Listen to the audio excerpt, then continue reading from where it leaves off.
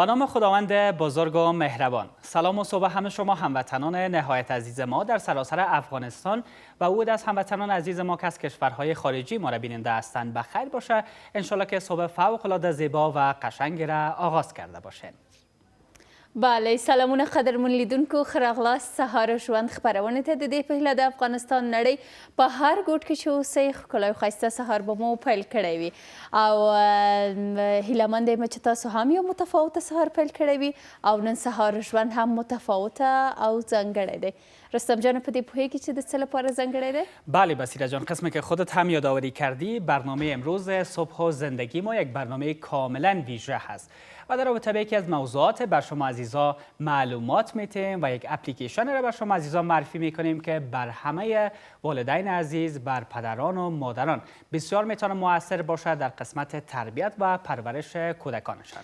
بالکل، لدینه چې مونږ تاسو ټول پوهیږو د ماشوم لویول یو ډیر غټ مسؤلیت دی او لویول یې هم دومره اسانه کار نه دی او هره کورنۍ غواړي چې ماشوم یې لکه څنګه چې غواړي هماغسې لوی شي، یو هوښیار ماشوم یي او داسې ماشوم چې ښه ذهنیت ولري. خو بعضې لارې لري، بعضې چارې لري چې ممکن ډیر کسان په دې باندې پوه نشي او د بیات خیریه بنسټ هم په افغانستان کې له ډیرو کلونو راهیسې خدمت کوي خلکو ته، د برق په برخه کې، د خلکو مالی سپورت په برخه کې، صحي سپورت په برخه کې، بیلابیلو برخو کې مرستې کړي دي چې نن یې هم یو نوی ابتکار کړی دی. دقیقاً بصیره جان، بنیاد خیریه بیات بیش از 1.5 دهه در بخش‌های مختلف در افغانستان فعالیت داشته و روی ساختن مکاتب، شفاخانه‌ها و همچنان کمک به هموطنان عزیز و نیازمند ما بیشتر تمرکز داشته و این بار هم یک خلاقیت و ابتکار کاملا جدید داشته که یک اپلیکیشن را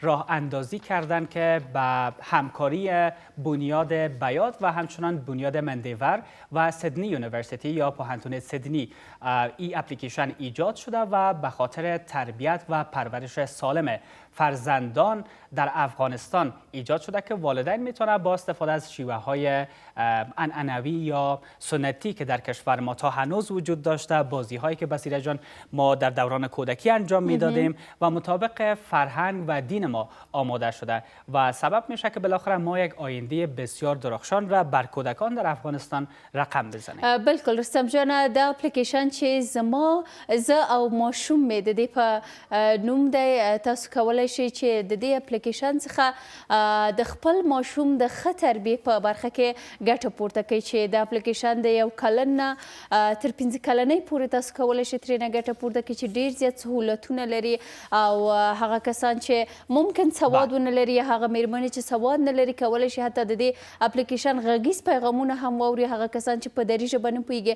پښتو ژبه هم لري، که په پښتو نه پوهېږي دري ژبه هم لري چې په دې اپلیکیشن کې زموږ د فرهنګ په اساس باندې، زموږ د کلتور او عنعناتو په اساس باندې، لکه څنګه چې زموږ په ټولنه کې رواج دی، په هماغه اساس باندې ټول هغه موارد چې تاسو کولی شئ په سمه توګه خپل ماشوم تربیه کړئ پکې ذکر شوي دي. دقیقاً بصیره جان، نام از این اپلیکیشن من و کودکم هست و به زبان پشتو هم به نام ز او ماشوم. شما عزیزا میتونین این اپلیکیشن را دانلود بکنین و خیلی هم ساده هست به زبانهای دری و زبان پشتو که شما عزیزا میتونین دسترسی داشته باشین و خیلی راحت در هر مکان و هر زمان از این اپلیکیشن استفاده بکنین. و یکی از مزایای خوب از این اپلیکیشن بصیره جان میفهمید چی هست؟ نه خیر نمیفهمم. مزایاش خب بسیار زیاد است، تا اگر هر چقدر بگوییم هم کم است، ولی ای که کدام ویژگی خاصش خودت پیدا کردی میتونی. بله، به خاطر که پیشتر گفتم در هر مکان و هر زمان قابل استفاده است. یعنی ما میتونیم آفلاین یا آنلاین استفاده بکنیم. در مکان مثلا میشه که خانه ما باشه یا زندگی بکنیم که اونجا اینترنت درست کار نمیته، ما خیلی راحت بازم میتونیم از این اپلیکیشن استفاده بکنیم و به صورت آفلاین بتونیم که برنامه‌های خود در مطابقت با این اپلیکیشن به پیش ببریم. بله رستم جان، او تاسو کولی شئ چې د دې اپلیکیشن له لارې څخه یو منظمه برنامه د ځان لپاره ولرئ او د سهار لپاره، د غرمې لپاره، د شپې لپاره تاسو ته بیلابیلې برنامې جوړوي او تاسو کولی شئ په سر کې خپل ماشوم خپل نوم رجسټر کړئ او وروسته له هغې کولی شئ د دې اپلیکیشن په مرسته باندې د خپل ماشوم د تربیې لپاره ډېرې زیاتې ګټې پورته کړئ. دقیقاً بصیره جان، و هموطنان عزیز ما همچنان همچنان میتونن که QR کد ای اپلیکیشن را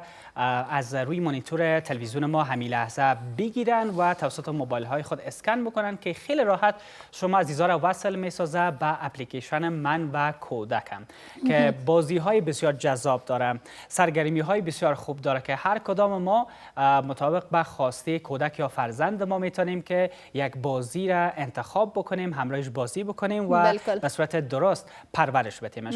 و هموطنان عزیز ما هم میتونین که همین لحظه موبایل های هوشمندتان به دست بگیرین و QR کد که همین لحظه روی اسکرین تلویزیونتان تماشا میکنین میتونین خیلی راحت اسکن بکنین و به اپلیکیشن من و کودکم وصل میشین. بالکل رستم جان، طریقه ډیره زیات اسانه ده. لیدونکو هغه کسان چې همدغه اوس مو زیرک ټلیفونونه په لاس کې دي، تاسو کولی شئ چې خپل QR کوډ روښانه کړئ. هر موبایل له ځان سره QR کوډ لري او د هغې QR کوډ په وسیله تاسو کولی شئ چې همدغه ټلویزیون ته تاسو خپل QR کوډ ونیسئ. دا اپلیکیشن ستاسو موبایلونو ته ډاونلوډیږي او تاسو کولی شئ ترېنه ګټه پورته کوئ. لکه څنګه چې رستم جان هم وویلې، ضرور نه ده چې وروسته له ډاونلوډولو څخه تاسو انټرنیټ ولرئ. تاسو په آفلاین توګه هم کولی شئ له دې اپلیکیشن څخه ګټه پورته کړئ او په دې اپلیکیشن کې ډېر زیات فعالیتونه دي چې تاسو کولی شئ د هر فعالیت د لوستلو څخه، د هر فعالیت یا هم اوریدلو څخه یې ګټه پورته کړئ او خپل د ماشومانو په تربیه کې ترېنه ښه استفاده وکړئ. دقیقاً بصیره جان، و قسمی که بر بینندگان عزیز چند لحظه پیش هم یادآوری کردم، طریقه اینستال کردن این اپلیکیشن بسیار زیاد ساده هست و توسط QR کد شما میتونین که اینستال بکنین. من پیشتر توسط QR کد این اپلیکیشن در موبایل خود نصب کردم و هموطنان عزیز ما هم میتونین که روی صفحه موبایلتان برین و در قسمت بالا مینو را کشف بکنین به طرف پایان یک صفحه بر شما باز میشه و مطمئنا در قسمت بالای موبایلتان QR کد یک تب مشخص داره نوشته هست. شما میتونین بالای QR کد کلیک بکنین و شما را میتونین که توسط مانیتور تلویزیون کدش را اسکن بکنین. خیلی راحت به اپلیکیشن وصل میشین و میتونین که از همین لحظه استفاده از اپلیکیشن من و کودکم را آغاز بکنین. بالکل، او دا هم یو نوی ابتکار دی رستم جان. زه مطمئنه یم چې مخکې له دې داسې یو ابتکار په افغانستان کې نه و شوی او د بیات خیریه بنسټ هم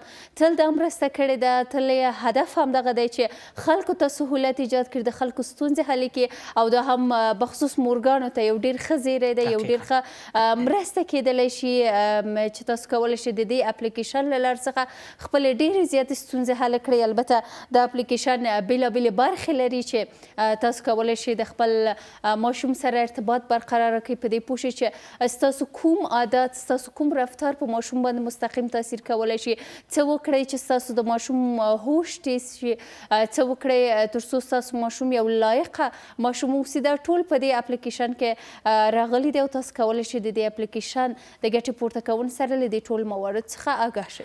دقیقاً بصیره جان، فعلا هم یک بسته تصویری داریم به صورت گرافیکی آماده شده که این اپلیکیشن توسط کدام نهاد به همکاری کدام نهادها آماده شده و برای چه منظور استفاده میشه. تقدیم شما عزیزا. اپلیکیشن من و کودکم که رایگان است و میتونین دانلود بکنین. با همکاری بنیاد مندور، بنیاد بیات، این اپلیکیشن آماده شده. بله، اوس هم ورزو د پښتو برخه هم ګورو. بله، د زه او ماشوم اپلیکیشن چې د بیات خیریه بنسټ او مندور پانتون د حمایت لاندې څخه دا اپلیکیشن جوړ شوی دی او تاسو هم کولی شئ لکه څنګه مو چې مخکې ویل په بېلابېلو توګو یې کولی شئ په خپلو موبایلونو کې ډاونلوډ کړئ، هم د اپ سټور او پلی سټور له لارې څخه هم کولی شئ. لکه مخکې مو چې ویل د QR کوډ له لارې څخه هم کولی شئ تاسو د خپلو ټلویزیونونو د مانیټورونو له لارې څخه د اپلیکیشن ډاونلوډ کړئ او ترېنه ګټه پورته کړئ. دقیقاً بصیره جان، اپلیکیشن من و کودکم کاملا رایگان است و در دسترس همه شما عزیزا که از موبایل های هوشمند استفاده میکنین که از سیستم عامل اندروید و iOS پشتیبانی میکنه. میتونین خیلی راحت این اپلیکیشن را در موبایلتان دانلود بکنین. ولی یک نکته بسیار مهم وجود داره، کسایی که از موبایل های آیفون استفاده میکنن یا سیستم عامل موبایل های هوشمندشان iOS است، اگر اپل آیدی تان را در افغانستان آماده کردین میتونین این اپلیکیشن را دانلود بکنین در موبایلتان. ولی هموطنان ما که در خارج از کشور زندگی میکنن و اپل آیدیشان مربوط به خارج از کشور هست، متاسفانه نمیتونین که به این اپلیکیشن دسترسی داشته باشین، ولی همین لحظه میتونین که از اپ استور و همچنین گوگل پلی وارد این اپلیکیشن شوین و در موبایل هایتان استفادهش را آغاز بکنین. بله، تاسو هم کولی شئ چې د اپلیکیشن په اسانۍ سره ډاونلوډ کړئ. رستم جان هم وویل که چیرې ستاسو موبایلونه آیفون یې او اپل آی ډي مو د افغانستان نه وي، البته هغه کسان چې آیفون لري او اپل آی ډي جوړه کړې پوهیږي که چیرې مو کنټري افغانستان نه وي انتخاب کړي، تاسو نشئ کولی چې د اپلیکیشن ډاونلوډ کړئ. او نور که د موبایل مو کنټري مو افغانستان ټاکلی وي، تاسو په ډېره اسانۍ سره کولی شئ چې د اپلیکیشن په خپل موبایلونو که دانلود کنید. دقیقاً بصیره جان، قسمی که تا حال در برنامه در رابطه با طریقه نصب و همچنان بعض بخشایی که اپلیکیشن جالب و دوست داشتنی داره بر هموطنان عزیز ما معلومات دادیم.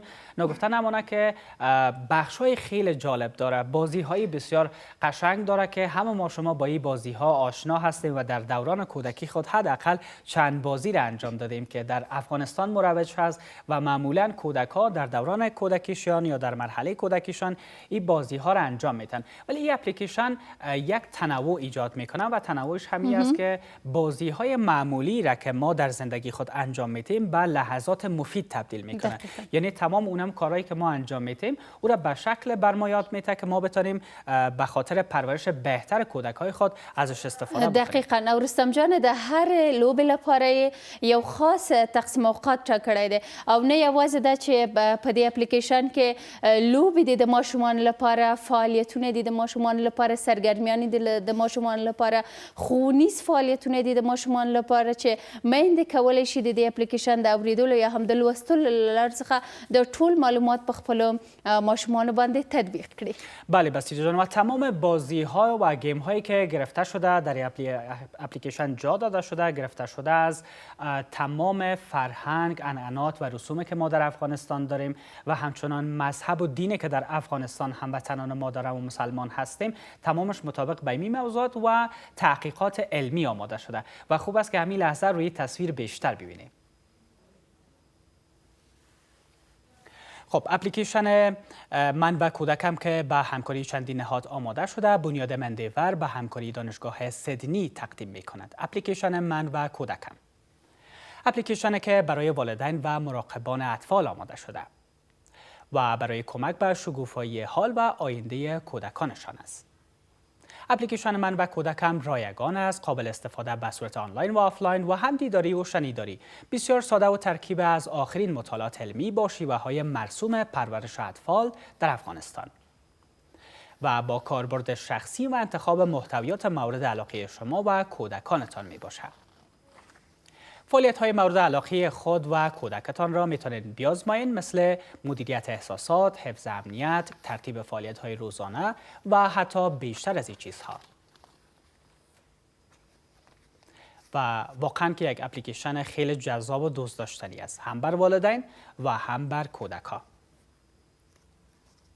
فعالیت‌های ما در مطابقت با ارزش‌های فرهنگی و محلی و با در نظر داشت آخرین تحقیقات پرورش کودک انتخاب شده.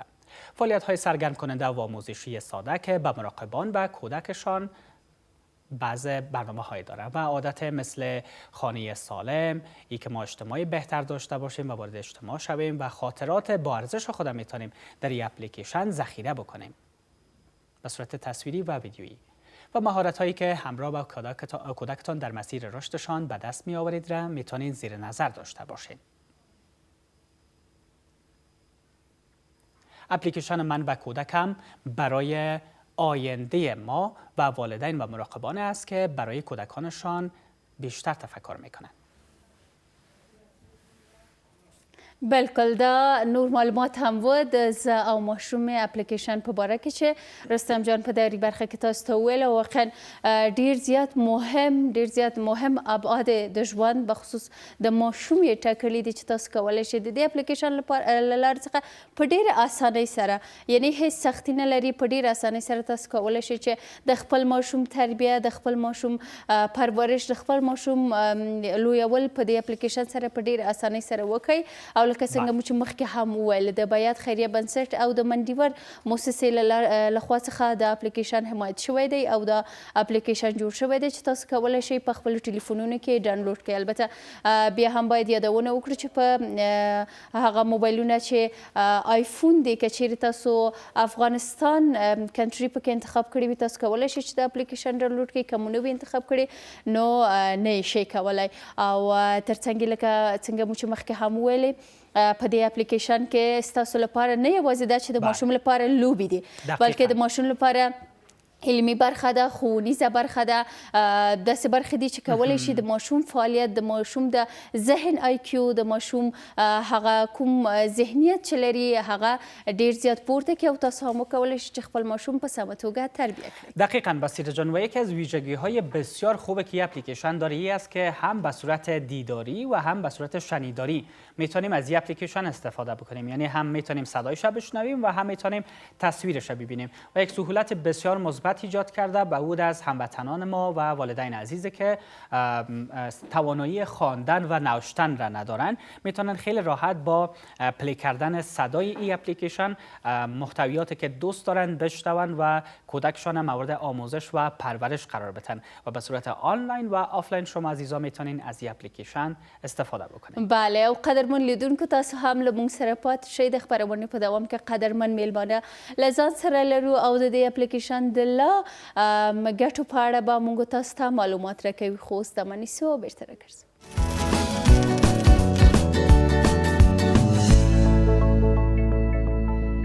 بیا هم ښه راغلاست قدرمن لیدونکو د سهار ژوند خپرونې دوام ته.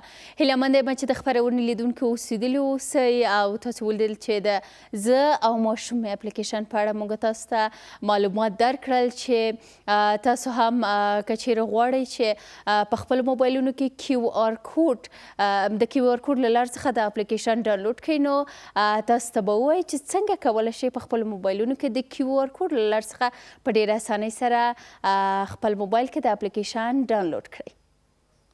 او بله تاسو کولی شئ چې همدغه شی به خپل موبایل واخلئ، QR کوډ مو فعال کړئ. تاسو ټول ته معلوم دی چې په د خپل موبایل په کوم ځای کې مو QR کوډ دی هغه فعال کړئ او د خپل مانیټور څنګ ته ونیسئ هغه سیریال نمبر سره چې برابریږي د اپلیکیشن په وړیا توګه ستاسو موبایلونو ته ډاونلوډ کیږي او تاسو کولی شئ چې د دې اپلیکیشن له مزایاو څخه ګټه پورته کړئ. و در این بخش برنامه هم مهماندار هستیم. استاد ذکریا بارکزی روانشناس با ما در برنامه هستند و امروز در مورد اهمیت تربیه کودک بر ما شما معلومات خود دادن و در مورد از اینکه چقدر این اپلیکیشن میتونه تاثیرگذار باشه. ای که یک طفل از بطن مادر تا 5 سالگی که میرسه که اوج شکوفایی یک کودک میباشه به کدام مراقبت ها نیاز داره. بیشتر از استاد ذکریا بارکزی میشنویم.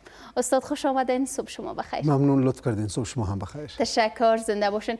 استاد یک کلمه بسیار عام و قدیمی هم ما داریم که میگن بزرگ کردن یک طفل از آبادی یک شهر هم سخت‌تر است. در نخست بر ما از تربیه کودک بگوین که تربیه کودک از کجا آغاز میشه؟ شما لطف کردین. قبل از اینکه سر تربیه کودک صحبت کنم اولا خود تبریک عرض می‌داریم خدمت ایجاد چنین اپلیکیشنی که واقعا در جامعه ما این مسئله در نظر نداشتیم و اگر در آینده ها فخر کردیم باز بالای سیب میدان ورده، کچالوی بامیان فخر نمیکنیم. بالای چون چیزها فخر میکنیم که اینها تغییرات زیربنایی در قبال خود داشته باشند. دوم، ایجاد یک اپلیکیشن خواب یک شبه نیست که شب کسی خواب دید تا یک اپلیکیشن را ایجاد کرد. این از یک مفهوم ذهنی شکل میگیره.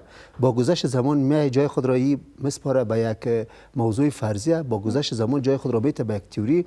یک زمانی که تیر شد می به قاعده و به قانون بالاخره به پارادایم که یک اپلیکیشن درست میشه. و نکته سومی که در شرایط امروز که ما نیاز نداریم که هر چیز را ما تجربه کنیم که باید فرزند اول ما چه چیزها را داشته باشه که تا فرزند دوم خود را کمبودیاش تکمیل کنیم. خب یک تجربه بسیار خوبه هست که اپلیکیشن توسط دانشمندان تجربه شده امروز در خدمت ما قرار گرفت. باید از مسئله آغاز کنیم. حالا این سر از این موضوعی که واقعا تربیت کودک چه وقت آغاز میشه. نکته خوب را اشاره کردی، مرا به یاد سوفسطایان بسیار قدیم انداختی. کس رفت پیشش گفت که دیشب خانم فرزند تولد شده، لطف کو برای ما بگو که فرزند خود چه قسم تربیت کنم. خندید گفت که دیر شده. گفت یعنی چی که دیر شده؟ دیشب تولد شده. گفت نه خیلی دیر شده، به خاطر چی که تربیت زیر 20 سال قبل از تولد آغاز میکردی. یعنی اولی که خود خوب تربیت کو، زمان خود خوب تربیت کردی، فرزند خوب تربیت کرده میتونی. نکته جالب رو اشاره کرده بود. خب معمولا امروز ما در قسمت تربیت فرزند خود سه موج خوب در نظر میگیریم. یکی موجهای قبل از تولد در نظر میگیریم، یکی موجهای جریان تولد در نظر میگیریم و یکی موجهای بعد از تولد در نظر میگیریم. در موجهای قبل از تولد گاهی اوقات تو فکر میکنیم که جنینی که در بطن مادر پرورش پیدا میکنه شاید با بعض مسائل سر کار نداشته باشه، اما به صورت کل با احساسات مادر توهم است. آهنگ رو به طور مثال تحلیل میکنه، صدا رو تحلیل میکنه، احساسات خوشی رو تحلیل میکنه، احساسات خفگی رو تحلیل میکنه. از اینجاها وجرات سیستم عصبی شکل میگیره و زمانی که تولد شد یا خوب یا بد چیزهایی رو روی دست می داشته باشه. پس ما خیلی در قسمت متوجه موضوع باشیم که مادر از هر جهتش آمادگی کامل داشته باشه. دوم جریان تولد هست. در جریان تولد معمولا امو 2 هفته اول را دوره نوزادی یاد میکنن، به خاطر چی که کودک رابطه جسمی را با مادر قطع کرده، اما بازم به خاطر بعض از نیازمندی خود با مادر در ارتباط هست. اما فعالیت های کودک در سال اول و 8 ماه اول معمولا بازتابی است. بازتابی به این معنا است که این از ساقه مغز دستور میگیره، از قشر مغز دستور نمیگیره. ما اگر نگاه کنیم بعض از کودکانی هستن که به طور مثال اگر لباس رو در تنشان کنیم دست و پای خود رو به یک جایی همیشه تکان میتن. خب خاصیت یک کودک است. پس ما سعی کنیم بعضی چیزها در اینجاها فطری برای کودک است، مثل از اینکه به یک شی نگاه میکنه، در قدم دوم بعد از نگاه عمله میکنه، در قدم سوم میگیره، در قدم چهارم به دهان خود میکنه، در قدم پنجم از تجربه میکنه که چی است تو چی نیست. این اپلیکیشن خوبی که داشت تا جایی که ما مطالعه کردیم، اما پروسه را در بر داره، قبل از تولد، بعد از تولد، جریان تولد، هم موارد را ما اینجاها خیلی باید متوجه از این مسئله باشیم که امو 8 ماه اول از زندگی کودک برای ما خیلی مهمتر است. یعنی به این معنا که ما برای کودکان مجال ندیم که هر چیز را با گریه خود بگیره. ما باید با نگاه ها بفهمیم خود را خیست کرده، با نگاه ها بفهمیم گرسنه هست، با نگاه ها بفهمیم احساس درد داره. چون خوشبختانه که بعضی صداهایی که کودک ایجاد میکنه توسط گریه خود، هر صداش نشان دهنده یک راز هست. یک صداش برای گرسنگیش است، یک صدا برای رفع مواد مدفوع هست، یک صدا برای دردهای وجودش هست. اینا بر آگاهی میده. نکته دوم سر دوره خود کودکی که مثلا کودکی از اینجاها شروع میشه خیلی مهمتر هست. معمولا کودکان در سالهای دوم و سالهای سوم زندگی به معنای ازی است زمانی که با یک پدیده برخورد میکنن، یک چیز رو عمل با اشیا دارن، یک چیز رو عمل با ذهن دارن، بعد یک چیز رو عمل با لفظ دارن. ولی متاسفانه ما در کنون خانواده ها در شرایط کنونی قدر درگیر هستیم که این مطالب رو به صورت کل فراموش کردیم و میگیم بچه‌ها زمانی که تولد شدن دیگه توکلشون به خدا کردیم، همیشون خودشون بزرگ میشه. اما در حالی که نه، برای اینو باید از برنامه داشت. فرزندی که با برنامه بزرگ میشه و مراتب دستاوردهای بسیار بالا رو داره نسبت به فرزندی که به برنامه تولد میشه. اینجاهایی با این مسئله روی کار است. خب پس ما به خاطر از این موضوعی که اگر بریم یک کورس بگیریم، صنفای روانشناسی دایر شود، سالها درس بخونیم، خب چقدر خوب اپلیکیشن بسیار زیبا در خدمت ما قرار گرفته، در فرصت بسیار کوتاه همه موارد رو برای ما میگه. پس نیاز است که ما اپلیکیشن رو مطالعه کنیم تا این خصوصیات را که من کوتاه اشاره کردم مفصلا در اونجا مورد بحث قرار بگیره که ما در قسمت تربیت فرزند خود کوشش شویم. دقیقاً. متاسفانه بعضی اوقات که اطفال یا هم کودکان خانواده ها بدلشان نمی باشه، باز ملامت میکنن یا خداوند یا مطفل کسی را ملامت میکنن. ولی متاسفانه بسیاری از والدین مشکل اساسی خود را نمیبینن. استاد به نظر شما که چقدر می بخشی که صدای شنیداری داره این اپلیکیشن، به نظر شما چقدر مشکلات خانم‌های را حل میسازه؟ متاسفانه ما هنوز هم در یک وقت قرار داریم که بسیار از خانم ها بی سواد هستند. به نظرتان این بخش شنیداریشان چقدر تاثیرگذار میتونه شما لطف کردین؟ بخش شنیداری بالای روند تکامل ذهنی کودک تاثیر بسیار زیاد خود را داره، چون کودک در همون سالهای اول ایمیج همه چیزها را تحت عنوان تصویر خام در ذهن میگیره. اما 70% 75% فعالیت از این حس بصیرت تشکیل میده که با چشم ببینه، با گوش بشنوه، موارد را در ذهن خود جاگزین کنه. وقتی که دوی حس خیلی مهمتر هست، خب اپلیکیشن یک زمینه بسیار خوب را برایش مساعد کرده که هم مادرها را خیلی کمک کنه و هم فرزندان را کمک کنه. ناگفته نباید گذاشت که در شرایط امروزی ما با یک تعداد کودکان روبرو هستیم که اوتیسم دارن. قبلا ما کودکان که اوتیسم داشتن نمیشناختیم، اما امروز مردم مراجعه میکنه که کودک ما مدت 5 سال است که هنوز سر زبان آمده، کودک ما در 4 سالگی شوخیایی را انجام میده که طاقت فرسا هست و کارهای دست میزنه که اصلا متوجه نیستم. خب معلوم دار است که مسئله اوتیسم است. این اوتیسم یا ناشی از ژنتیکشون است یا ناشی از دوران کودکی است که تازه به دنیا آمده. ما معمولا کارتونی ها و یا ویدیوهایی را دانلود کردیم که از لحاظ گرایش های زبانی با این تفاوت داشته، از لحاظ گرایش های فرهنگی با این تفاوت داشته، از لحاظ گرایش های جغرافیایی با این تفاوت داشته.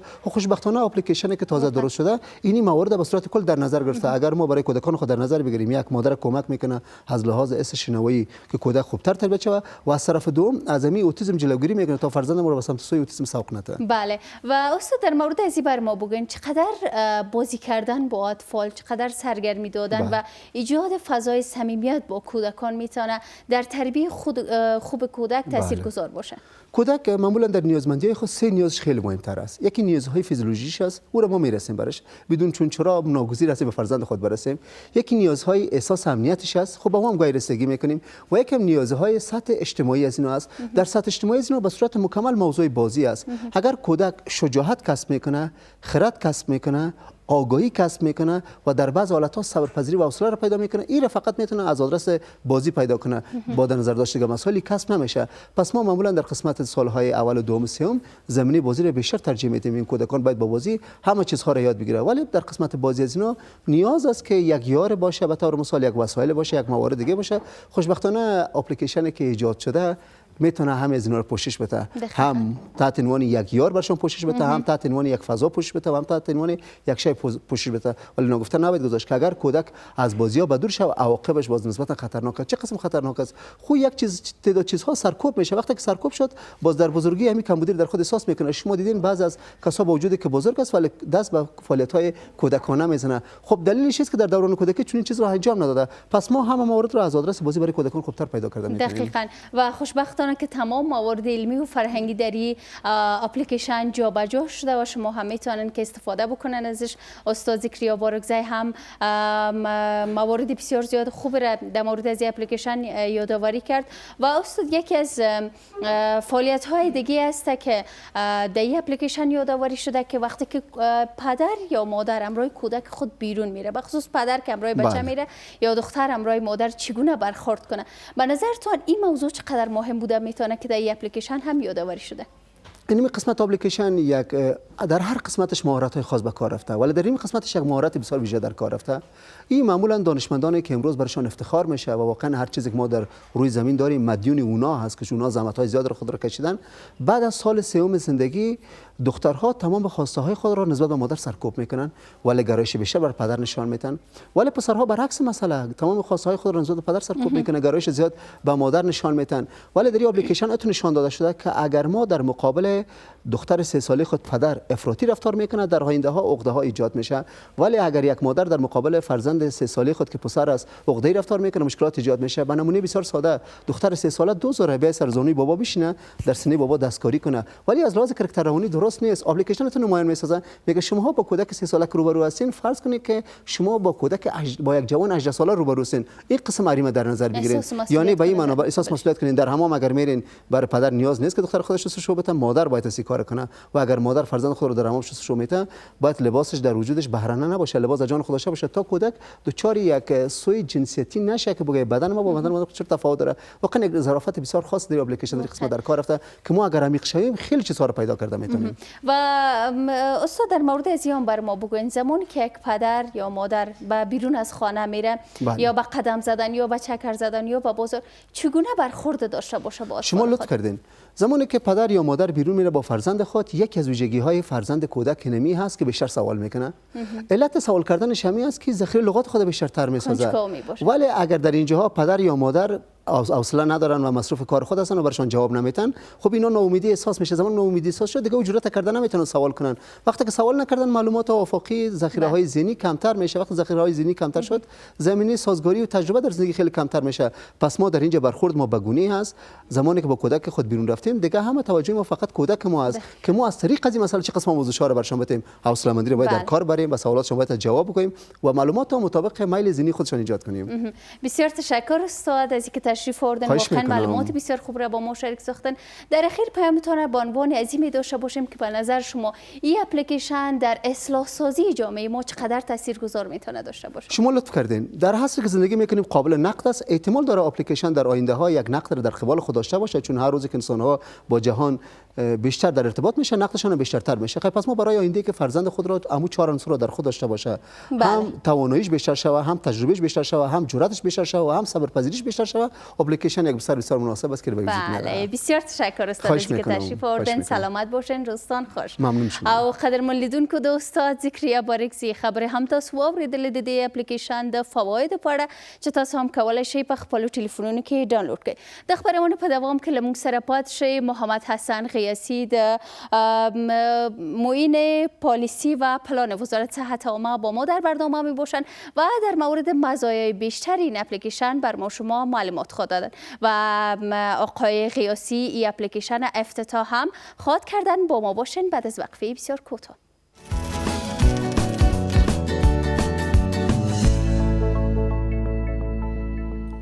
صبح زیبا و دلانگیز همه شما بیننده های عزیز ما در سراسر افغانستان و بیرون از کشور باز هم بخیر. بیننده ویژه برنامه صبح و زندگی به مناسبت افتتاحیه یا راه اندازی اپلیکیشن من و کودکم هست که شما عزیزان امروز بیننده هستین. آرزو میکنم تا لحظات پایانی برنامه بیننده ویژه برنامه صبح و زندگی باشین. قابل یادآوری است که شما عزیزایی که دوست داشته باشین اپلیکیشن من و کودکم را در موبایل های هوشمندتان انستال بکنین و خیلی راحت داشته باشین. میتونین همین لحظه از طریق QR کد برنامه و همین اپلیکیشن خیلی راحت اپلیکیشن من و کودکم را انستال بکنین. همین لحظه روی اسکرین تلویزیونتان شما عزیزا تماشا میکنین. کافی است که موبایل های هوشمندتان را روشن بکنین و کد را که روی صفحه تلویزیونتان تماشا میکنین اسکن بکنین.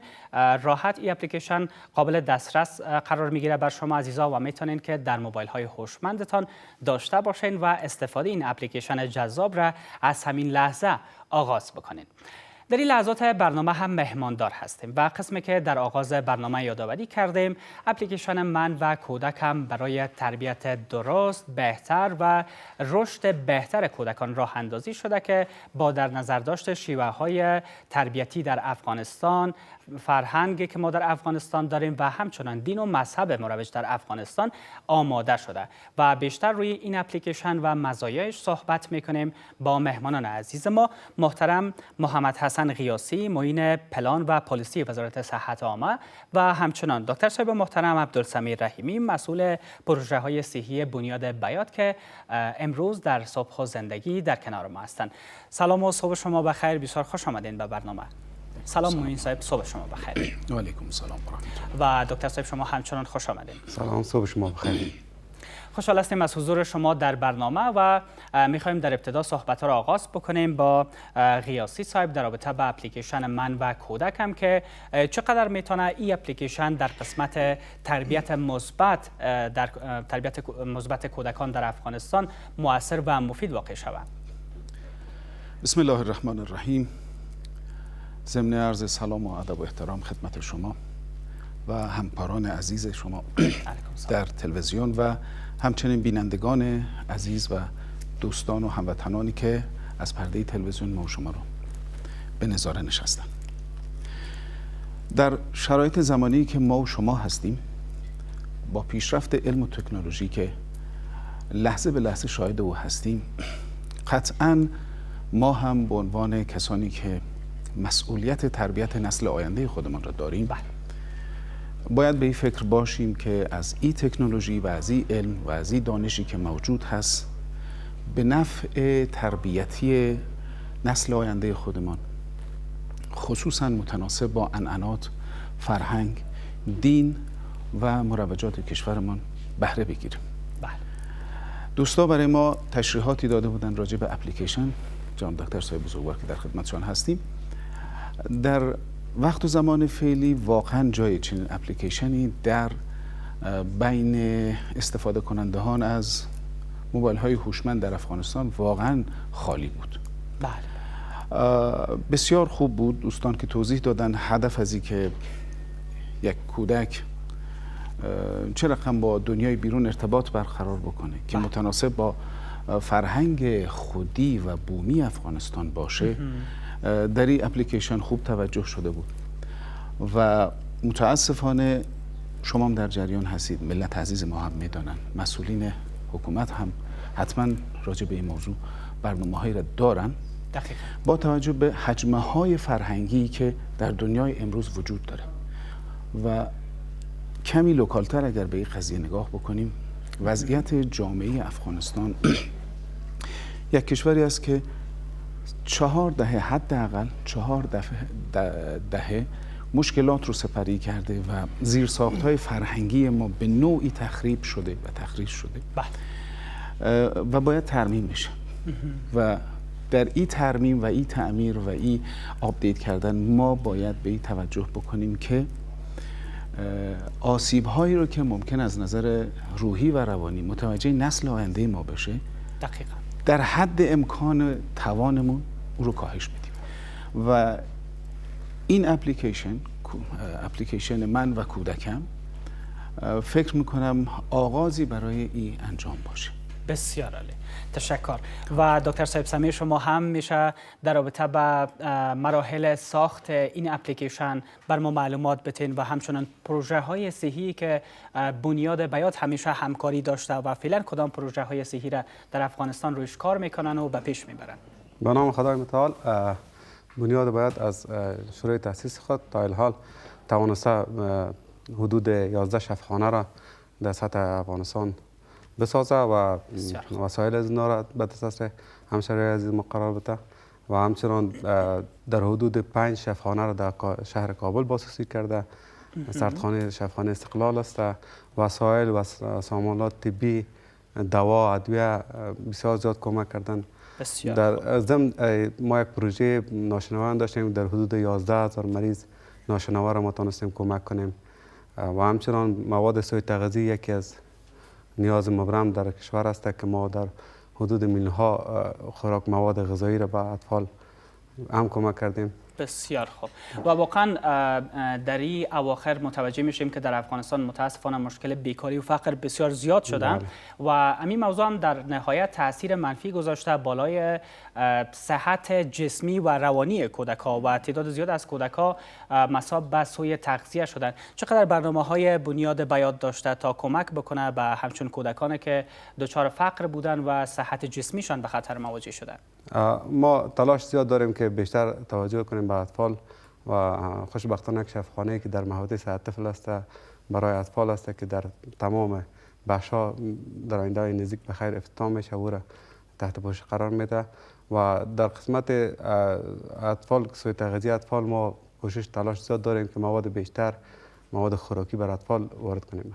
بسیار خوب. و قیاسی صاحب، حالا میشه شما بر ما بگوین که صحت فیزیکی یا صحت جسمی کودکان چقدر ربط مستقیم داره با شیوه های تربیتی والدین یا پدر و مادر؟ خب طبعا بدون ارتباط نیست.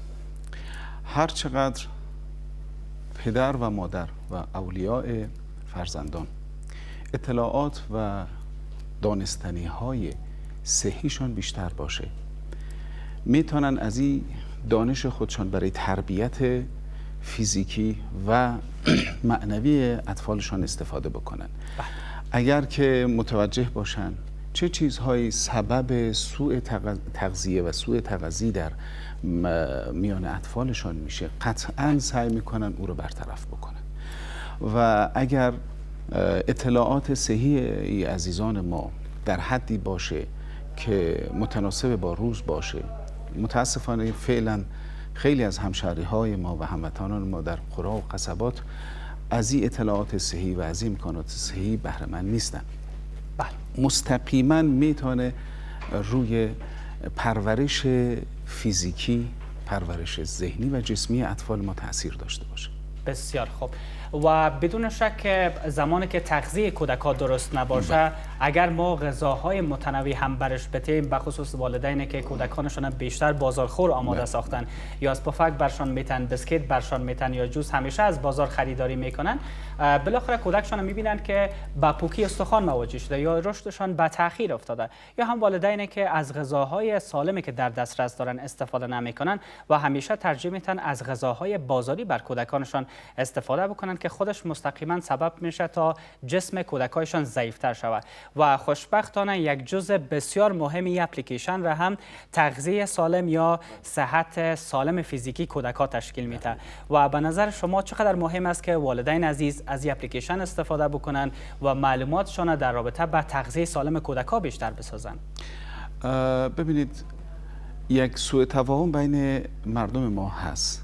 وقتی میگیم سوء تغذیه یا سوء تغذیه، این ذهنیت ایجاد میشه که اطفال غذای درست نمیخورن یا کم غذا میخورن.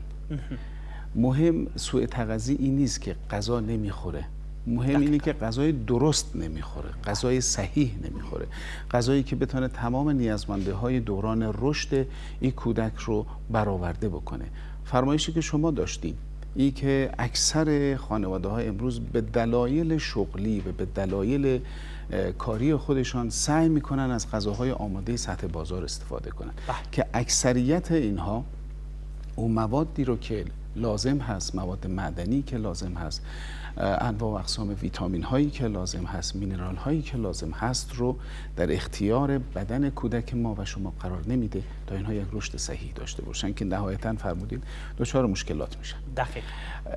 در این اپلیکیشن سعی شده که امی فرهنگ اصلاح شود.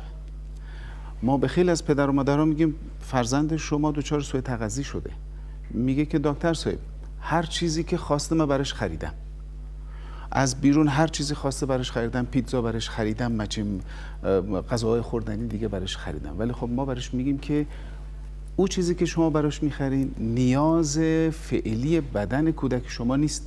پس بعد اطلاعاتتون رو تقویت بکنید که این اپلیکیشن میتونه در این زمینه یک ممید و یک کمک بسیار خوبی باشه. دقیقاً. این اپلیکیشن چقدر میتونه کمک کننده باشد در قسمت همکاری با وزارت صحت عامه و برنامه‌های مشخصی که وزارت صحت عامه کشور به خاطر بهبود صحت جسمی و روانی کودک‌ها در افغانستان در نظر دارند؟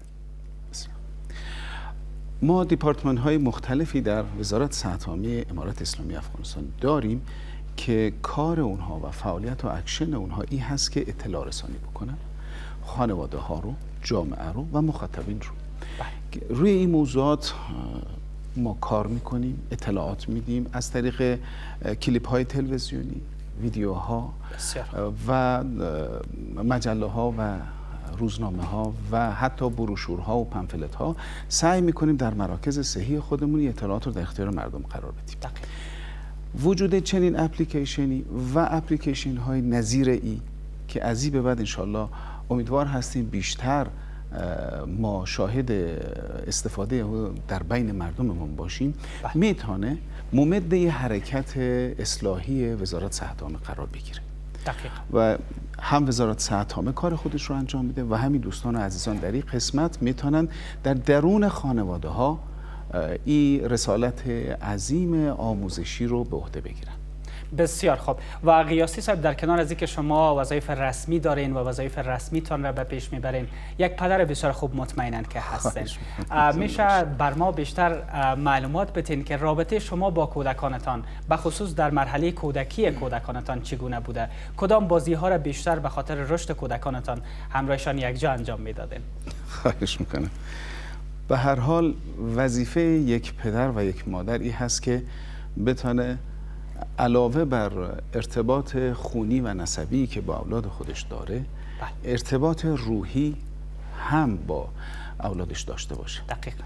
قطعا ما هم از این قاعده امیدوار هستم که مستثنا نباشم و همونطور که شما گفتین وظیفه پدری خودم بتونم درست ادا بکنم، وظیفه‌ای که الهی هست به دوش هر پدر و مادری گذاشته شده. طبعا خب بازی هایی که معمولا پدرها و مادرها با اولادهاشان دارن برای سرگرم کردن اونها، برای جلوگیری کردن از خرابکاری کودکان، همراهشان فوتبال میکنیم، همراهشان بازی های دوش میکنیم، همراهشان بازی های فکری داریم. معمولا یک سری سامانالات بازی برای عمو که کوچکتر هست به نام ابوالفضل براشان تهیه کردیم که اکثر اوقات مصروف امو بازی ها هستیم. بسیار عالی. موضوعات که شما یادآوری کردین تمام این برنامه ها و بازی ها در اپلیکیشن من و کودک هم خوشبختانه گنجانیده شده. از بازی های تخیلی هم یادآوری کردین، از فوتبال هم یادآوری کردین و در کنار از این موضوع هم بازی چشم پتکان که در افغانستان هم بسیار زیاد شهرت داره و هر کودک و هر کدام ما شما در مرحله کودکی خود حتما حداقل چند بار بازی کردیم. تمام این بازی های دزداشتنی به خاطر رشد بهتر کودک ها به شیوه مفیدتر در این اپلیکیشن گنجانیده شده که شما عزیزان میتونین همین لحظه اپلیکیشن را در موبایلتان دانلود بکنین و معلوماتتان در این راستا بیشتر بسازین. و دکتر صاحب سمی شما هم میشه بر ما بگوین که برنامه ها و پلان های بعدی بنیاد بیات بخصوص در بخش صحت در افغانستان چی ها هستند؟ برنامه بعدی انشالله همین اپلیکیشن هم هست که انشالله که وزارت صحت ما رابطه بسیار نزدیک داره. میخوایم که ویدیوهای و معلومات‌های که اینا و درست ما قرار بده بخیر این اپلیکیشن بگذاریم و در ضمن میخوایم که شفاخانه‌ای که ما قرار است بخیر به زودترین فرصت افتتاح نماییم بتانیم وسایل بسیار مدرن پیشرفته که به او شفاخانه بخیر بیاریم و در قسمت سوی تغذیه که باز میخوایم کارهای بیشتر بکنیم که لااقل همین اطفالی که معروض به سوی تغذیه هستن بتونه از این نجات بیافته و وسایل طبی بیشتر ما قرار است بخیر وارد کشور شود که در کابل و ولایت بخیر به شفاخانه برسن. بسیار خوب. و قیاسی صاحب میشه بر ما بگوین که مطالعات علمی و تحقیقاتی که صورت گرفته به خاطر تربیت و رشد بهتر کودک ها و تمام این موارد در اپلیکیشن من و کودک انجام داده شده چقدر میتونه آینده کودکان را در افغانستان بهتر بسازه و چقدر شما آینده روشن را بر کودک ها در افغانستان میبینین؟ انشاءالله آینده اطفال ما که آینده سازان کشور عزیز ما هستند روز به روز درخشانتر شوند. گرچه مشکلات بوده و نابسامانی ها در وطن ما شما زیاد بوده، امیدوار هستیم که به لطف خداوند شرایطی ایجاد بشه در کشور ما که بتانیم با هم دیگر پذیری و با اتحاد کامل شانه به شانه هم به فکر آبادانی کشور و به فکر تربیت نسل آینده خودمان باشیم. از اونجایی که ما در ابتدای راه هستیم، به وجود آمدن و ظهور کردن اپلیکیشن های تربیتی این چنینی در ابتدای راه هستیم. قطعا مؤثر هست با توجه به وضعیتی که خب اکثرا خانواده ها سعی میکنن با فرهنگ شهرنشینی که هست فرزندانشون رو از کوچه و بازار کنترل کنن و در داخل خانه اونها رو نگه دارن و تربیت بکنن. این اپلیکیشن ها به ما این فرصت رو فراهم میکنه که بتونیم او اوقات فراغت و فرصتی رو که اطفال ما در خانه هستن و ممکن هست از بیکاری حوصله از وا دیگه طاقت نیاره، با بهره گرفتن از این اپلیکیشن ها میتونن هم او وقت خالی رو که هست رو پر بکنن و هم در حین ای که با این بازی ها سرگرم میشن میتونن اطلاعات علمی خودشان رو بالا ببرن، میتونن اطلاعات صحی خودشان رو بالا ببرن، میتونن اطلاعات مذهبی و دینی و شرعی خودشان رو بالا ببرن. ولی باز هم تاکید میکنم که ما در ابتدای راه هستیم و باید این روز به روز آپدیت تر شوه، آپگرید شوه و سعی کنیم مسائل روز رو در این اپلیکیشن بگنجانیم که ما از مسئولین عزیزانی که این اپلیکیشن رو ایجاد کردن این خواهش و تقاضای ما هست که به آپدیت کردن این نرم افزار بیشتر توجه کنند. بسیار خوب. واقعا نظریات و دیدگاه های خیلی عالی و ارزنده داشتین که با ما و هموطنان عزیز ما شریک ساختین و همچنان دکتر صاحب سیمه‌ای که در رابطه با پروژه های صحی بنیاد بیات معلومات جالب را با ما و هموطنان عزیز ما شریک ساختن. خب شما هم که حضور دارین حالا در برنامه و می‌خواهیم که اپلیکیشن من و کودکم را با حضور شما افتتاح بکنیم، با اینکه چگونه این اپلیکیشن میتونه در موبایل های هوشمند ما یا هم دستگاه های دیجیتالی که ما داریم و استفاده میکنیم خیلی راحت نصب شود، البته اگر اجازه شما باشه و موافق باشین. پس همین لحظه بیننده های عزیز اپلیکیشن من و کودکم را افتتاح میکنیم و با طریقه نصب این اپلیکیشن آشنا میشیم. برای نصب برنامه من و کودکم در موبایل های هوشمندتان به گوگل پلی و یا اپ استور رفته درایو وای 5 را جستجو کرده و آن را دانلود و نصب کنید. بعد از نصب موفقانه در موبایل های سیستم اندروید و iOS شما می توانید بدون اتصال به اینترنت نیز از این اپلیکیشن استفاده کنید.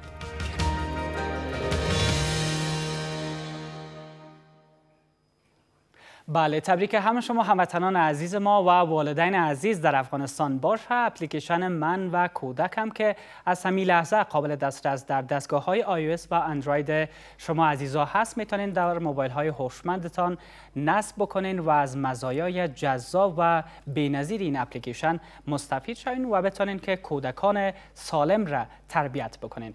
و در آخر یک دنیا تشکر میکنم از حضور شما معین صاحب محترم در برنامه صبح و زندگی، از اینکه دعوت ما را پذیرفتین و معلومات جالب را با ما و هموطنان عزیز ما شریک کردین. خواهش می‌کنم. من هم به نوبه خودم از شما تشکر میکنم، از تمام دستاندرکاران تلویزیون آریانا تشکر میکنم و خصوصا از دوستانی که زحمت کشیدن و به فکر نسل آینده بودن و این اپلیکیشن رو ایجاد کرد. سلامت باشین و دکتر صاحب سمی از شما هم یک دنیا تشکر از اینکه دعوت ما را پذیرفتین. تشکر از شما. سلامت باشین. از شما هم قلباً سپاس هموطنان عزیز که تا این لحظه در کنار ما هستین.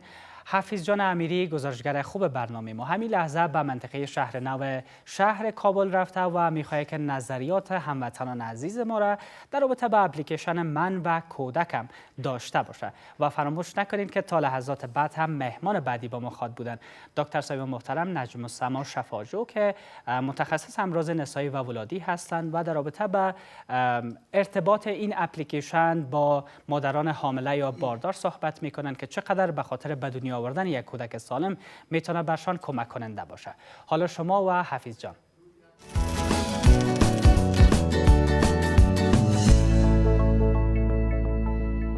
ډیره مننه له حفیظ جان څخه او تاسو ولیدل چې زموږ هیوادوال هم څومره خوشبینه او څومره خوشحاله و د دې اپلیکیشن د جوړولو لپاره. در این بخش برنامه باز هم مهماندار هستیم. دکتر صاحب نجم السما شفاجو با ما در برنامه هستند، متخصص امراض نسایی و ولادی. امروز در مورد تاثیرات این اپ و در مورد از اینکه چطور بتونه یک مادر یک آمادگی خاص به خاطر به دنیا آوردن طفل خود بگیره بر ما شما معلومات میتن.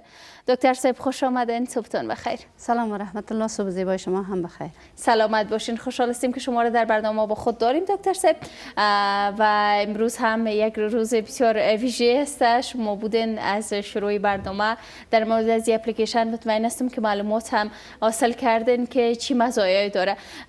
دکتر صاحب شما در مورد از این بر ما بگین که یک مادر چقدر ضرورت داره، چقدر مهم است که قبل از اینکه طفل خود به دنیا بیاره یک آمادگی خاص داشته باشه. زنده باشین. زمان حاملگی یک دوره بسیار حساس است که نباید از دوره حاملگی بلکه از زمان قبل از حاملگی پدر و مادر یا دو زوجی که میخواهد که صاحب اولاد باشه تصمیم خود بگیره که آیا ما آماده هستیم برای صاحب اولاد شدن، از نظر اقتصادی، از نظر روانی، از نظر رفتاری، کرداری، اقتصادی، از همه موارد خود مطمئن بکنن، باز بعد از او تصمیم به بگیرن که حمل بگیرن. متاسفانه در افغانستان اضافه تر از 60% حمل ها ناخواسته است. خانم حامله میشه و او حمل خود نمیخواد و میخواد که او را پس کنه و او جنینی که در بطن مادر است او از امو آوان احساس میکنه که مادرم خو مرا نمیخواست، مادرم خو مرا میخواست که سقط بده، مادرم خو مرا هیچ خوش نداشت. از امو وقت یک جنین روحی بله میشه. از امو وقت عقده‌مند به دنیا میآید و یک عقده در مقابل پدر مادر می داشته باشه.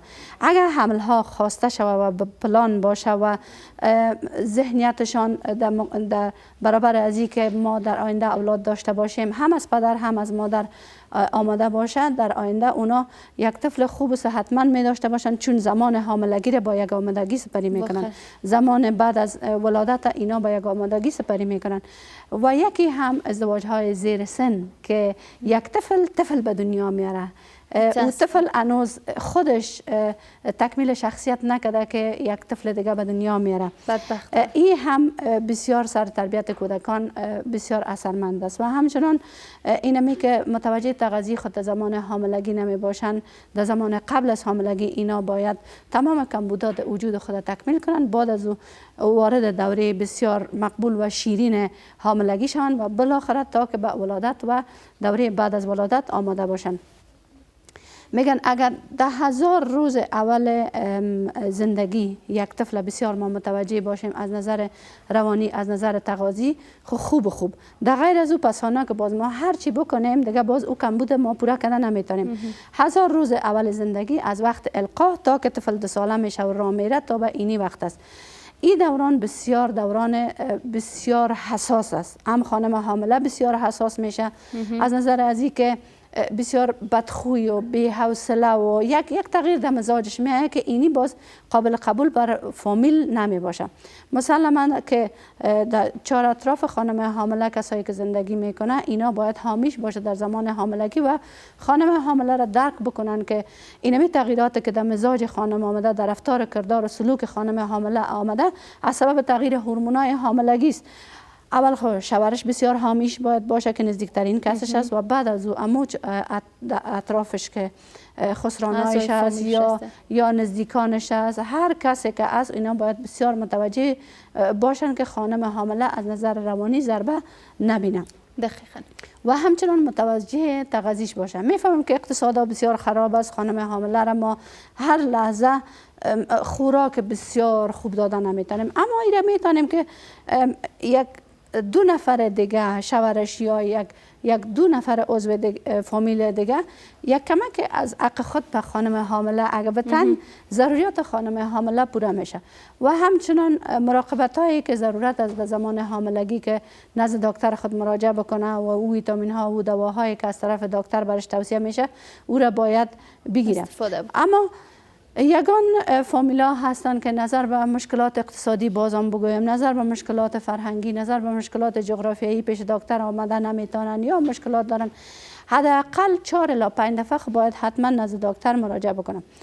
و همچنان بالای خانم حامله این فشار نبیارن که تو اگه فرزند دختر داشته باشی باز ما سرت دیگه زن میگیریم، یا اگه فرزند دختر داشته باشی تو مجبور هستی که دیگه هم اولاد آورده بتانی. زیادتر کثرت ولادت ها از سبب اینمی گپا هست. متاسفانه می فرهنگ ها و رسم و رواج های بسیار ناپسند است که در جامعه ما هستند.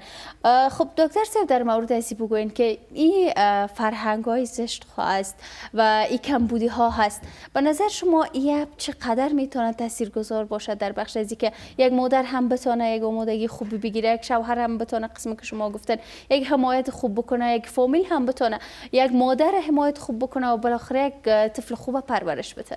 زنده باشین.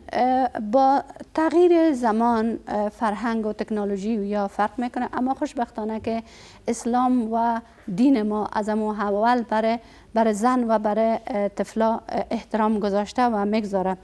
چنانچه محمد رسول الله که وقتی که میگن نماز میخواندن و به سجده میرفتن، نوازگکایشان سرشانایشان بالا میشده، به خاطر از اینکه ای به طفل احترام کرده باشه و نخواسته باشه که ای طفلک پس کنه، اما سجده خود به تعویق منداختن و به تاخیر منداختن و زیادتر به سجده می بودن، به خاطر که میخواستن که نواسهشان سرشانایشان لذت ببره. و همچنان وقتی که نماز میدادن در پشتشان اگر زنایی می بوده که شیرده می بوده یا طفلایی که گریان میکردن یا کوشش میکردن که اونمو سوره های را انتخاب بکنن که کوتاه باشه که نماز زود خلاص شوه و او خانم زودتر به طفل خود شیر بده یا به طفل خود رسیدگی بتانه.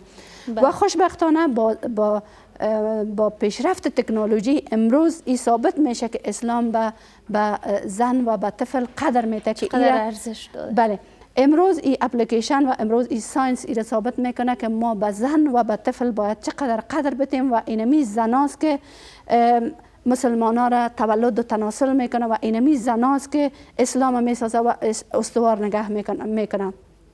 و این اپلیکیشن باید بگویم که هر زن و هر دختر از این میتونه که استفاده بکنه، به خاطر که بسیاری دخترها هستند که هیچ معلومات ندارن در مورد ازدواج، در مورد حاملگی، در مورد شیردهی معلومات نمی داشته باشن و بسیاری خانمای ازدواج شده هستند که هیچ معلومات ندارن در قسمت حاملگی و در قسمت ای دوره و در قسمت ولادت، در قسمت دردهای ولادت هیچ معلومات ندارن، در حالی که اینا باید قبل آماده شوند برای از اینکه دوره پرمشقت حاملگی که بسیار شیرین هم است، با وجود مشقت ها و سختی های خود این دوره را چه قسم سپری بکنند، چه قسم از خود و از جنینی که در بطنشان است مراقبت بکنند تا خودشان هم صحتمند باشه و یک طفل صحتمند هم به جامعه تقدیم بکنند. بله واقعا دکتر صاحب چقدر موضوعات بسیار خوب و عالی را شما اشاره کردین و در مورد از این بگوین اگر یک مادر معلومات نداشته باشه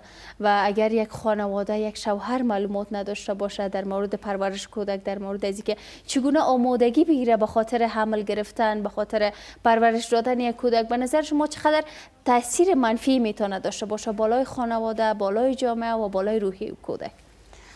زنده باشین.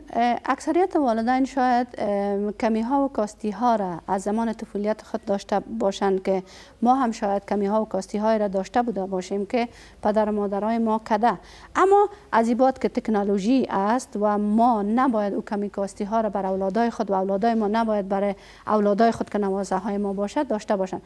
اگر ما کمی و کاستی می داشته باشیم مسلما که سبا روز اولاد ما در مقابل ما، چون به طرف معاصر شدن ما روان هستیم، روز به روز پیشرفت است و روز به روز تکنولوژی پیشرفت کرده میره و از ما پرسان میکنه مادر پدر تو چرا نکرده بودی؟ سبا روز نواسه های ما از اولادای ما پرسان خواد کردن که اینی کمی ها و کاستی ها در تربیت ما وجود داشت.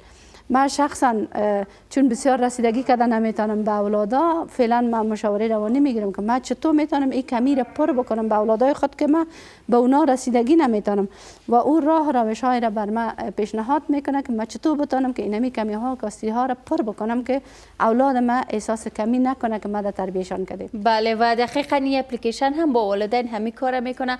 خانواده هایی که نمیتونن برن به روانشناس ها یا هم نمیتونن بخونن، میتونن حتی بشنون این اپلیکیشن. اگر اینترنت نمی داشته باشین میتونن فقط به خاطر دانلود کردنش از اینترنت استفاده کنین. بعد از او بدون اینترنت همین اپلیکیشن قابل استفاده است و شما میتونن استفاده بکنین. بسیار تشکر دکتر صاحب از اینکه تشریف آوردین، معلومات بسیار خوب، سخنان بسیار ارزشمند را با ما شریک ساختن و روزتان خوش. سلامت باشین. تشکر. و بیننده های عزیز با ما باشین در ادامه برنامه صبح زندگی. در حال حاضر وقفه کوتاهی داریم، دوباره برمیگردیم.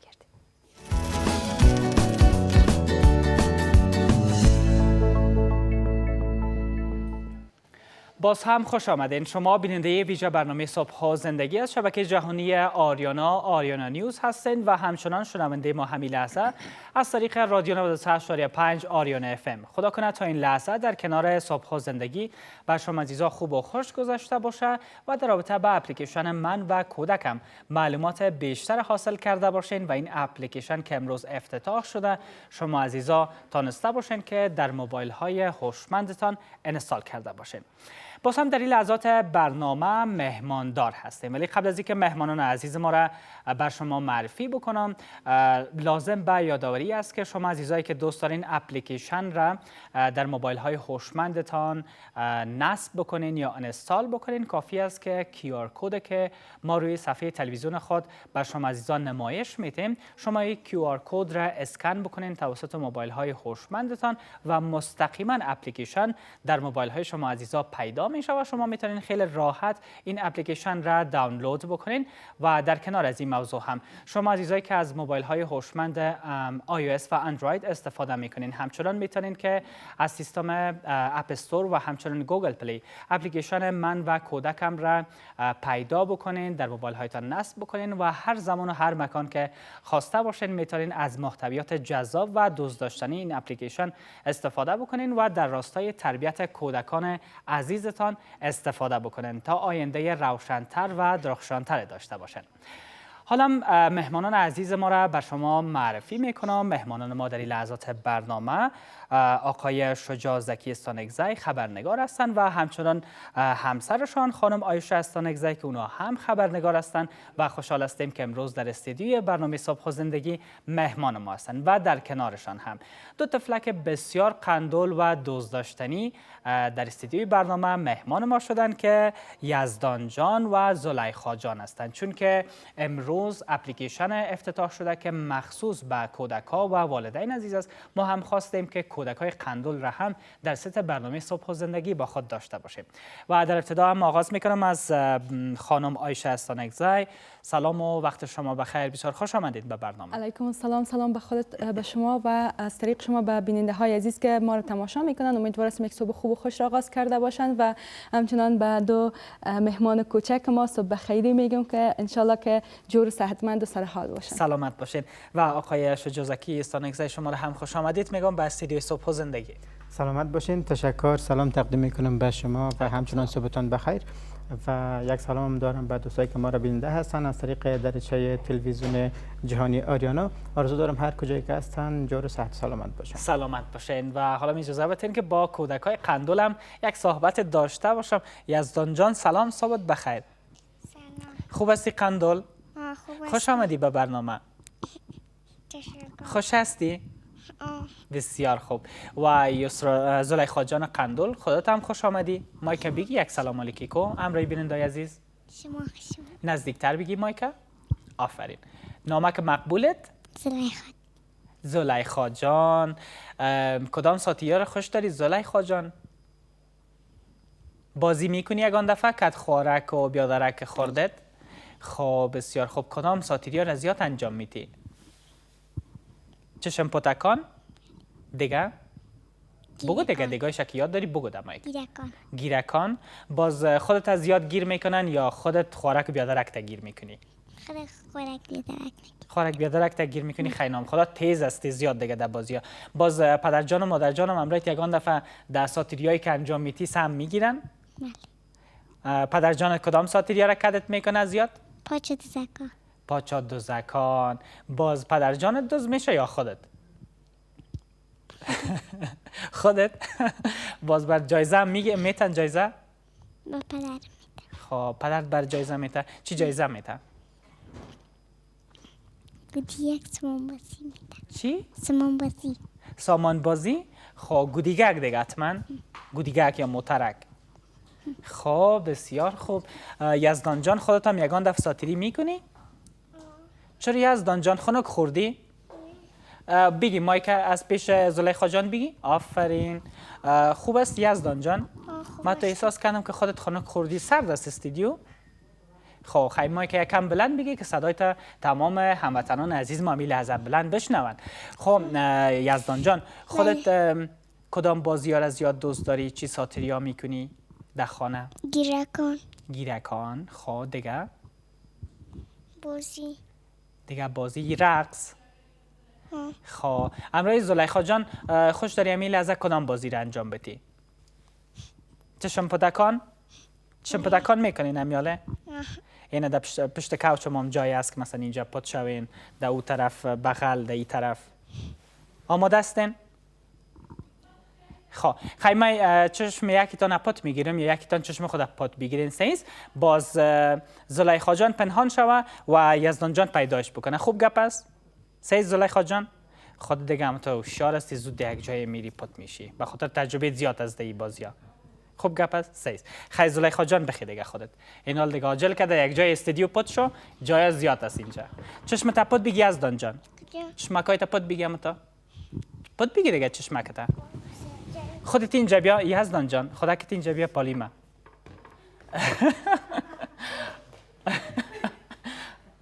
نه یزدان جان رفت که پت شوه.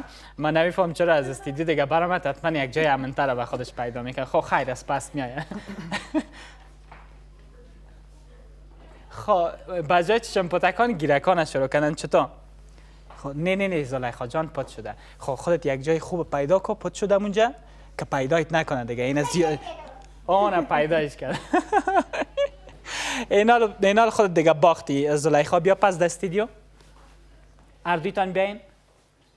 آفرین. آفرین. چقدر زود پیدایش کردی یزدان جان. جایش دیدی که در کجا پت شد؟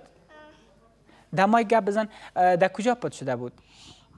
از بغل دیدی خودت متوجه شدی؟ خب زلیخا جان چرا یک جای مشکل تر پت نشدی که در اینجا استاد شدی اینجا زود پیدایت کردن؟ گپ بزن دمایک. مایک بگی زلیخا جان. آفرین. چرا یک جای سعیتر پت نشدی؟ در خانه هم زود پیدایت میکنن؟ خب دیگه امی لحظه در فکرش امی یک جای پیدا شد، چون در استودیو دیگه قدر حتما بلد نیستن، به او خاطر در ذهنشان نامدن. بسیار جالب بود. خب از مهمانان ما میخوایم بعضی سوالات داشته باشم در رابطه با اپلیکیشن من و کودکم که چقدر در قسمت تربیت کودکان، چقدر بازی هایی که در این اپلیکیشن جا داده شده میتونه مؤثر واقع شود و والدین چقدر وقت خود را باید صرف بکنن تا با کودکانشان ارتباط برقرار کنن. میخوایم در این رابطه از شما بانو عایشه استانکزی بیشتر بشنویم. خب سلامت باشین.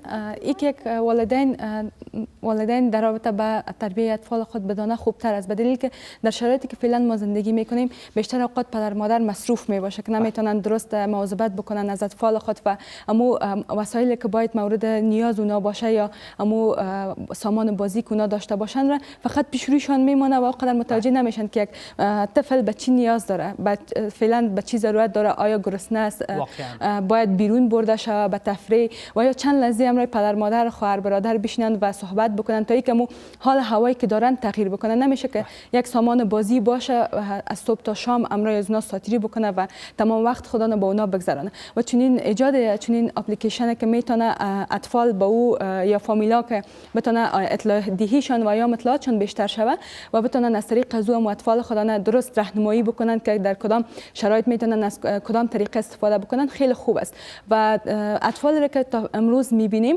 نسبت به گذشته خیلی کم جرأت هستند که نمیتونن درست صحبت بکنن و یا هم با کلانا که میشینن چگونه رفتار بکنن و از کجا آغاز بکنن و به کجا ختم بکنن. خوب است که چنین اپلیکیشن های باشه و برنامه‌ای باشه تصویری و شنیداری که بتونن اونا ببینند و ازش استفاده خوب بکنن. بسیار عالی. و آقای استانکزی از شما هم میخوایم در این رابطه بیشتر بشنویم که چقدر مهم است تا والدین با کودکانشان ارتباط بیشتر برقرار بکنن، در هر رده سنی که هستن احساسات کودکایشان بیشتر در نظر بگیرن و به عنوان خبرنگار مطمئنا گاهی با کودکا هم سر کار داشتین یا گزارش‌های تهیه کردین. میخوایم از تجربه شما بیشتر بشنویم. بله. خب تشکر، سلامت باشین. من باید بگویم که قسمی که خداوند جل جلاله کودک پاک و مقدس آفریده، همونطور ذهنیت و مفکوریشون هم پاک است و همیشه ریفرش است و یعنی میتونه میره مشابه به یک تخته سفید مشابه بتیم و یا هم مقایسه بکنیم. مثل ذهنیتشان مثل یک تخته سفید است که ما با برخورد خود، با نوع رفتار خود، با گپ‌های خود میتونیم که عمود تخته سفید با کلمات خوب، با جملات خوب، با رفتار خوب، با برخورد خوب، با شیوه هایی که البته مثبت است، شیوه های مثبت است، مثلا از هر لحاظ فقط اطفال بیشتر از ما کاپی میکنه، از ما چیزهایی را که میبینن ذهنیت اطفال بیشتر کاپی میکنه.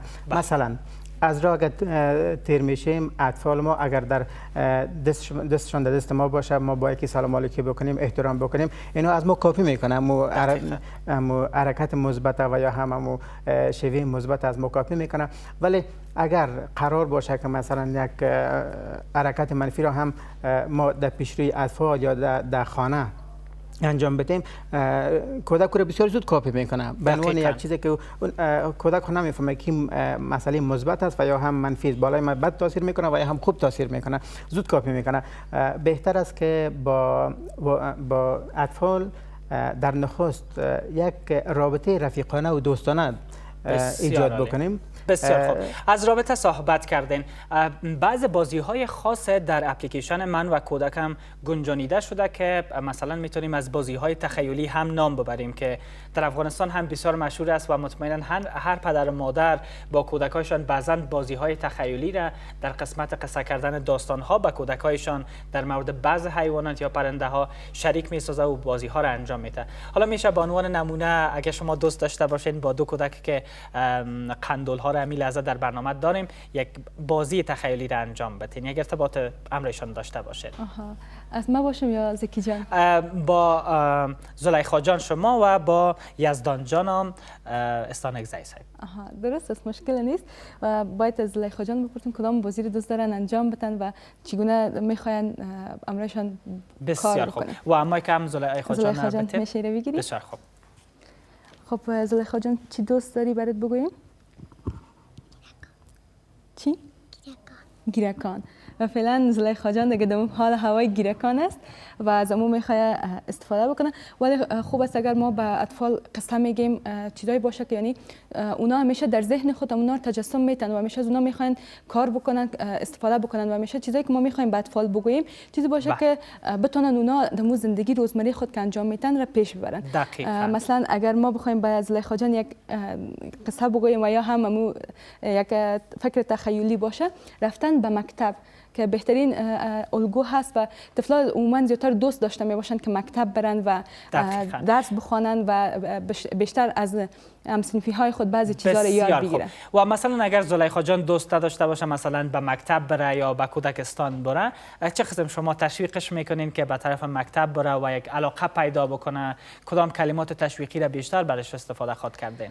خب اگر ما بخوایم زلیخا جان راضی بسازم که به کودکستان و یا هم مکتب بره، دوستایی را که دوست داره در اونجا میخواد ببینه را براشون میگم که میتونی مثلا با یکی از دوستای خود که بیشتر کی دوست داره میخواد ببینه، اگر قرار باشه مکتب بری یا کودکستان بری کی را میخوای زیادتر ببینی؟ دختر خاله، ماما، اسمشان چی است؟ خاله را میخوای ببینی؟ خاله جان تا اگر اونا قرار باشه که خاله جان خود در اونجا باشن ببینن دیگه به شوق میتونن برن به طرف کودکستان و یا هم مکتب چون بسیار زیاد دوست داشته میباشن و اساسا کودکا که هست وقتی که بزرگا خیلی ناز بتشان و همیشه متوجهشان باشه اونا رو زیادتر دوست داشته میباشه. اگر در شرایط قرارم نداشته باشن که باید به اونجا برن ولی نام اون فرد که برشان بگیری میرن اونجا دوست دارن که برن و همراهشان باشن و بگردن و ساتری کنن و صحبت بکنن. تشکر. و یزدان جان مایک خودت بگی؟ آفرین. چی کار خوش نداری، دوست نداری؟ مثلا کدام کار دوست نداری زیاد انجام بدی؟ از چی بدت میاد؟ جان؟ گودی؟ گودی بازی. گودی بازی بدت میاد؟ یا بازی کردن بدت میاد؟ یا تنها گودی بازی؟ موترک بازی خوشم میاد. خب موترک بازی خوشش میاد یا گودی بازی بدش میاد؟ خب از سانگزی صاحب میشنویم بعضا تبعیض جنسیتی از امو آوان کودکی در بین کودکا ترویج داده میشه، در ذهنشان زرق میشه که مثلا خودت بچه هستی این کارا را باید انجام بدی و خودت دختر هستی نباید این چنین کارا را انجام بدی. چطور مثلا شما مثلا یزدان جان قناعت داده میتونین و برش فهمانده میتونین که مثلا بتونه در بازی ها با خواهر خود با برادر خود هر آن بازی که باشه بعضا اشتراک بکنه و سهم بگیره؟ متاسفانه باید بگویم که در مناطق دور دست افغانستان چنین تبعیض وجود داره که مسئله دختر و بچه بودن است و اگر قرار باشه یک فامیل یک فرزندان خود تربیت بکنن و یا هم آموزش بدن به هیچ عنوان نقطه ضعف خود به اطفال خود مثلا هویدا یا نشان ندن که من بین شما تبعیض میکنم یا دختر خود زیاد دوست دارم یا بچه خود دوست دارم. بردوشان یک اندازه محبت داده شود. اگر یک سامان بازی به یک طفل خود بیارن یک سامان بازی به طفل دیگر خود بیارن تا اینا هیچ وقت فکر نکنن که من پیش فامیل ارزش ندارم یا پیش فامیل ما یک چیز اضافه هستم در بین فامیل یا که به خوراکم یا به برادرکم یک مثلا پوشاک سامان بازی تازه میاره ولی به من نمیاره. من شاید ارزش نداشته باشم و شاید اینا بیشتر ارزش داشته باشه. خب میتونیم که ایرا چگونه مشکل عملی اگر نشان بتین امیل با یزدان جان. خب اول با اطفال میشه که یک رابطه خوب با زبان خودشان مثلا ایجاد بکنیم تا اونا به مو زبانی که خودشان صحبت میکنن. فرصت برنامه متاسفانه نسبتا محدود است، میشه زودتر ارتباط برقرار بکنین با یزدان جان. چگونه میتونین که دلش به دست بیارین؟ یزدان جان خوب هستی؟ خوب هستم. کودکستان میری مکتب؟ مکتب میری؟ خب کدام استاد زیاد دوست داری؟ خانهشون پیش رو خانه ما. خانهشون پیش روی خانه شماست. خب بسیار خوب. ترانه یاد داری؟ کدام ترانه رو یاد داری؟ کدام است؟ قلم تراش. قلم تراش. ایره کی برات یاد داده بود ترانه رو؟ پدرم. پدر جانت یاد داده بود؟ آفرین. خب میشه که با ما بخوانیشه؟ چیره. اما ترانه رو که یاد گرفتی؟ یادت رفته حاله؟ خب خیر، حالی یادش رفته. باز بخیر انشالله بعد از برنامه میخوانه با ما. آها بسیار عالی. یک دنیا تشکر میکنم از حضور شما بانو عایشه استانکزی و همچنان آقای شجاع زکی استانکزی از حضورتان در برنامه. واقعا برنامه ما را با صحبت‌هایتان رنگین تر ساخته. کردین. جهان سپاس از شما و همچنان از بیننده های عزیز که تا فعلا ما را تماشا کردند و امیدوار هستم که برنامه برشان خستگان تمام نشده باشه. بسیار تشکر، سلامت باشین. و از عایشه جان از زلیخا جان قندول و یزدان جان قندول هم تشکر میکنم که در برنامه حضور پیدا کردن. از شما عزیزا هم یک دنیا سپاس. فعلا وصل میشیم با گزارشگر برنامه ما حفیظ جان امیری و دومین گزارش زنده را از حفیظ میبینیم.